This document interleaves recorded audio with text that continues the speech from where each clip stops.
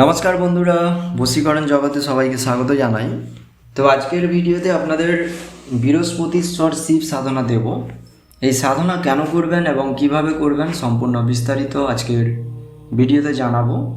তো ভিডিওটি সম্পূর্ণ দেখবেন এবং যারা নতুন রয়েছেন চ্যানেলটি সাবস্ক্রাইব করবেন এবং ভিডিও থেকে উপকৃত হলে লাইক শেয়ার করতে ভুলবেন না। ব্রহ্মার নাতি অঙ্গিরাজ সমস্ত শাস্ত্র ও বেদের জ্ঞান লাভ করেন এবং শিবকে তুষ্ট করার জন্য এক মহান তপস্যায় লিপ্ত হন। ভগবান শিব অবশেষে তার উপর সন্তুষ্ট হলেন এবং তার কাছে বর চাইতে বললেন। আঙ্গিরস উত্তর দিল যে আমি ইতিমধ্যে আপনার আভা পেয়ে ধন্য হয়েছি, আমার আর কোনো ইচ্ছা নেই। এর উত্তরে ভগবান শিব বললেন, তুমি দারুণ তপস্যা করেছ, আপনি ঈশ্বরের গুরু হিসাবে পরিচিত হবেন এবং সমস্ত গ্রহের মধ্যে পূজিত হবেন। আপনি বৃহস্পতি নামে পরিচিত হবেন এবং একজন মহান বক্তা ও জ্ঞানী ব্যক্তি হবেন। যে তোমার মাধ্যমে আমার ইবাদত করবে সেও তোমার মতো জ্ঞানী ও বক্তা হবে। ফলস্বরূপ বৃহস্পতি সমস্ত দেবতার গুরু হন এবং স্বর্গে সর্বশ্রেষ্ঠ পদ লাভ করেন। জ্ঞানের শক্তি সম্পদ এবং শারীরিক শক্তির চেয়ে অনেক বেশি। যিনি জ্ঞানী, যিনি বেদের জ্ঞান রাখেন, যিনি আলোকিত, তিনি সকলের কাছে পূজিত হন। বিদ্যান সর্বত্র পূজয়িত। যিনি বৃহস্পতি দ্বারা সৃষ্ট ভগবান শিবের সাধনা করেন, তিনি আধ্যাত্মিক জ্ঞান লাভ করেন এবং নির্বাণ লাভের সম্ভাবনা বৃদ্ধি করেন। যদি এই সাধনা সম্পূর্ণ ভক্তি ও নিষ্ঠার সাথে কেউ করে থাকেন, তাহলে তিনি ভগবান শিবের আভাসও পেতে পারেন।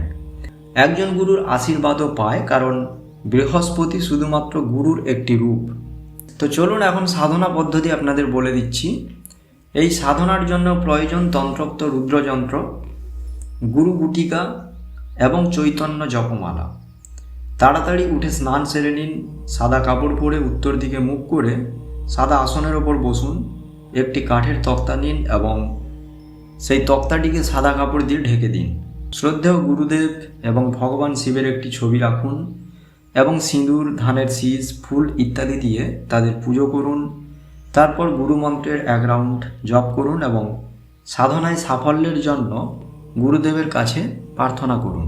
এবার একটি প্লেট নিন এবং সিঁদুর দিয়ে গুরুমন্ত্র লিখুন। প্লেটের মাঝখানে একটি ফুল রাখুন এবং তার উপরে তন্ত্রোক্ত রুদ্রযন্ত্র রাখুন। যন্ত্রের ডান দিকে একটি ফুল রাখুন এবং গুরু গুটিকাকে রাখুন এবং ভগবান বৃহস্পতির কাছে এসে তার উপর বসার জন্য প্রার্থনা করুন।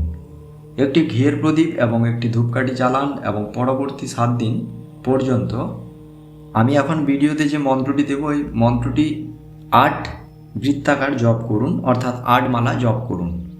মন্ত্রটি হচ্ছে ওং শ্রীং নমঃ শিবায় ওং শ্রীং। সাধনা শেষ করার পর আপনার গলায় বা আপনার আঙুলে 8ম দিনে গুরু গুটিকা পরিধান করুন। অন্তত 1 সপ্তাহ আপনার উপাসনালয়ে সাধনা প্রবন্ধ রাখুন। এরপরে সমস্ত সাধনা নিবন্ধগুলি নদী বা পুকুরে ফেলে দিন। তো আশা করি আজকের ভিডিওর সম্পূর্ণ অংশ বুঝতে পেরেছেন। সবাই ভালো থাকবেন। ধন্যবাদ।